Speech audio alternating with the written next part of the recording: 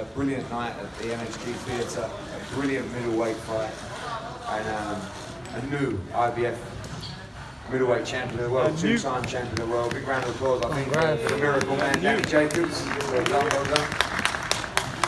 And Danny, a few words. Big fight, pressure fight. Now you've done it, feeling good. Oh, well, like I said before, many people didn't know too much about Sergey. I knew exactly what he had to bring to the table, and he showed it tonight. He was a tough competitor. I'm glad I got hit and was able to give it back and give the fans a really, really good show and earn this IBF middleweight championship of the world. Two-time champion, it feels great, and I think I'm in the best possible position in my career right now, so I'm looking forward to the near future. Guys, we're going to open it to the floor. Danny, the familiarity you had with him coming in, did that turn out to be an advantage for you, being so familiar? Can you give a mic? Well, I knew that. Yeah, I think someone should get a mic when they speak so everybody can hear it. But his question was, is there any familiarity with Sergey, being that I sparred him so many rounds, and there was.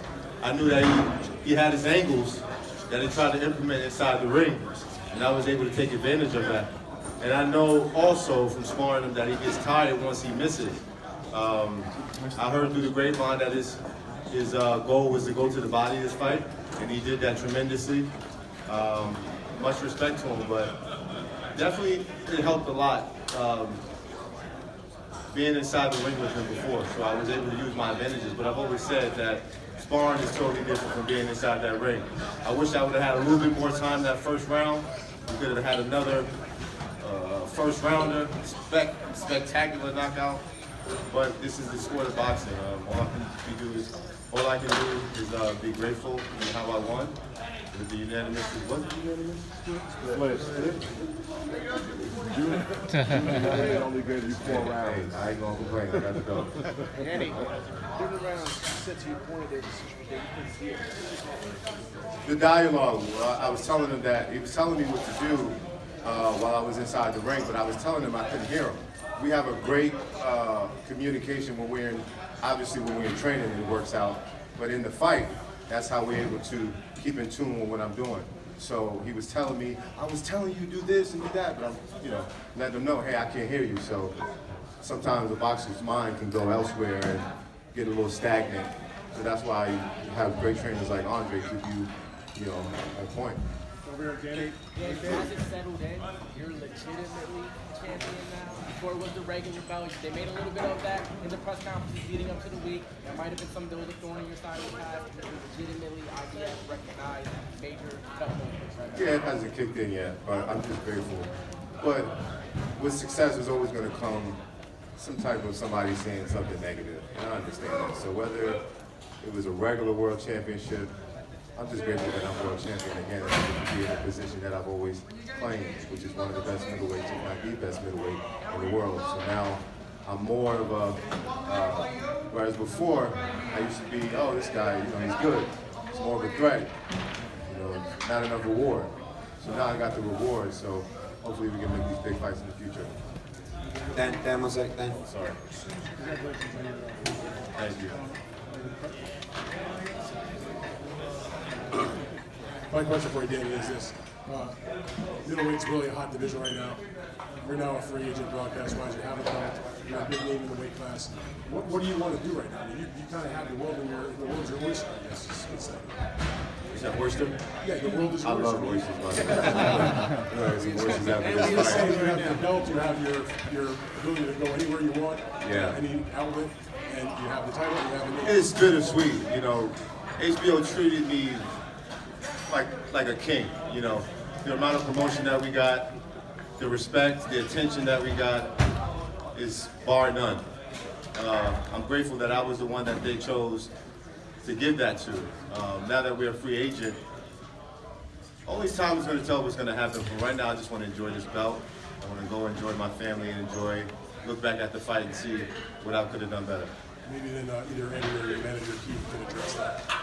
I prefer really not to address it right now. It's just mainly enjoying this. What happens in the future, you'll hear about it real soon, I'm sure. Thank you.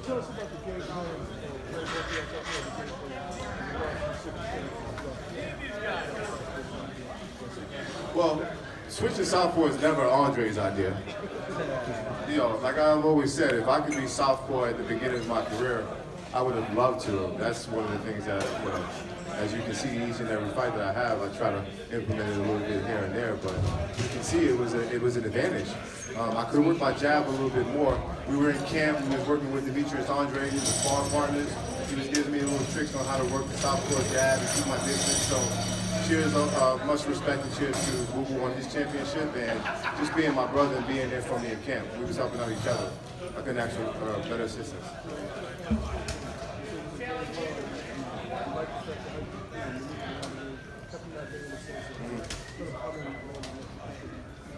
Yeah, no, I think I did very well. Like I said, you can always go back and see what you could do better. And obviously, Andre was screaming out jab, jab, jab. But I know Sergey. I know Sergey was planning coming over that right hand or coming under that right hand. And he got a little pop, you know. I'm not gonna lie, he was going to the body very well. So that was really my biggest fear, was him coming over with a big shot. So I maybe didn't put too much emphasis on the jab, but I have my reasons for it. Eddie, what do you want? Oh, I knew I had him hurt. And I know even in sparring, once I caught Sergey with a couple of good shots, he will always back up. So, and that's why I said, you know, a professional match is totally different. Once you put those 10-ounce gloves on, the headgear come off. You know, those little things you used to do before, the triple jab or coming in without that worry, you got much more to worry about now, and he shows that. And it was a very close fight. Over here. Oh, sorry. I know the voice. It was obviously a very close fight. What do you think before the scores were? How close did you think it was? I didn't think it was going to be that close. I knew I lost maybe a couple middle rounds, but the fact that one judge had me losing, I don't agree with that at all. But the fact that I got this victory, I'm not going to complain. All I can do is go back to the drawing board and see what I can do differently. But what I would say is that I hope that judges, or some way, somehow, that boxers and fighters can understand what goes through the minds of the judges, or they can tell us prior to the fights the type of style that they're judging. So it's not like, you know, we're just completely oblivious to what we need to do in there, because you want to cater to your style, but you also want to cater to the judges just in case you go to a decision and you get these bogus outcomes.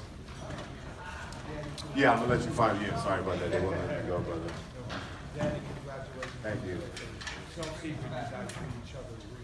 Yeah. But when you talk about the emotional component, not just looking at the emotional component of part of this fight, knowing that Gary saw something on the other side and you got Hey, listen, there was no emotion for me. This is kill to be killed sport. This man was trying to take away from my family. He was trying to take away from my future. And that very moment, for however long it lasted in that ring, there was no emotion for me. Afterwards, I felt some type of way, but not enough to, you know, let it affect me inside that ring. He's a true gentleman, and he has a beautiful family. This was the highest payday that he's ever had in his career, so I'm sure he'll be able to do well in the near future. And I wish him the best of luck. But as far as emotions inside that ring to deter me from wanting to take his head off, that wasn't there, brother. This ain't ballet. Eddie, question to you. Danny. What do you have next for Danny? What are your plans? What do you want next for the man? I would love him to get the Canelo fight. You know, it was a fight that we nearly got in May. Yeah, and now, you know, like he said in the ring, he's a champion now. He gets to call the shots. If he wants a defence, he gets a defence. But at this stage in his career, I think that the Canelo fight is the fight. And, you know, I know Dan asked the question, but I really echo what Danny said about HBO. I think tonight's not really about talking about other networks and the plans. It's about giving thanks to HBO for what they did for not just Danny, but for me and for Keith. And, you know, they believed in all of us to make the switch. They gave him 2 good, solid fights, and then they delivered the big one. You know, he had 2 good fights, fought for the world title, and we want to thank Peter Nelson and all the guys at HBO. And it's sad to see him leave boxing. No one wants to see him leave boxing. But, you know, they backed Danny Jacobs, and, you know, I think right now, you know, especially tonight, it's not really talks about the future and networks and stuff like that. It's to thank them for their support. For me, ultimately Danny and Keith will decide who they want next, but I would love to see him fight in May. Danny, Chris Garnett here from the Fight City. Congratulations again. It's a different fight. We talked to Andre, and Andre said you didn't want this fight. This was a family affair. You made business, you won the title. Congratulations. How do you go about now when it's bad feelings? Basically, the kids have fought, the parents got to step in. How do you basically now go and say, okay, Sergey, I will work with you, Gary, no hard feelings. When it's boxing, it is business, it's personal. There are probably hard feelings. Only time will tell. If you're a true gentleman, you take your losses with your losses, just like you take your wins. And we show each other love inside the ring and outside the ring and backstage. So I don't look forward to any animosity towards each other. But truth be told, every boxer has animosity towards everybody. This is an ego sport. And I was the better man tonight. How the near future will work out once we cross each other's paths, or if we will continue to be sparring partners, who knows? But right now, I'm just enjoying this victory. I knew he was a tough fighter. And this is what, my 4th undefeated fight in a row? I mean, we're creating a good legacy for myself. And thank you, Baz. Love you, baby. They're the only one that clapped for that. But I'm just trying to prove to the world that I'm the best middleweight. All these guys are picking and choosing who they want to fight. They're not picking the best fights out there, but yet they're claiming the title of I'm the best or I'm the most feared. You got to show and prove. And tonight, I fought one of the best middleweights in the division. You guys might not have heard of him, but if you study exactly who he is and what he brings to the table, as you can see, we fought one of the best middleweights in the world, and I'm proud of myself. Danny, to your left, Danny. To your left. Oh, okay. In moments like this, do you think at all about kind of where you were 7 years ago, and just kind of how far, not just with the title, but also everything kind of at your fingertips right now as you sit in the middleweight division? I mean, I think about it every now and then, but one thing that I learned, post-cancer was to enjoy every moment of every day. Find the little things to be grateful for. This was a dream of mine, to be at this realm, to be at this place in my life where I was considered champion and thriving in boxing. It's always been a dream of mine, but honestly, just being here and living and having a chance to see my son and my family and my loved ones every day, that means everything to me. This is just material stuff, man. I mean, yeah, I love to please the fans, but my outlook on life is totally different because my life was almost taken. So the fact that I can live every day and breathe every day and be around my loved ones, see the sunshine and see my family, it's priceless. That alone is priceless. Danny, right here, directly in front of you. Congratulations on your win tonight. I am familiar with the pedigree of the referee Chingo. First, I'd like to ask you, what are your thoughts on Canelo versus Felder? And things don't normally go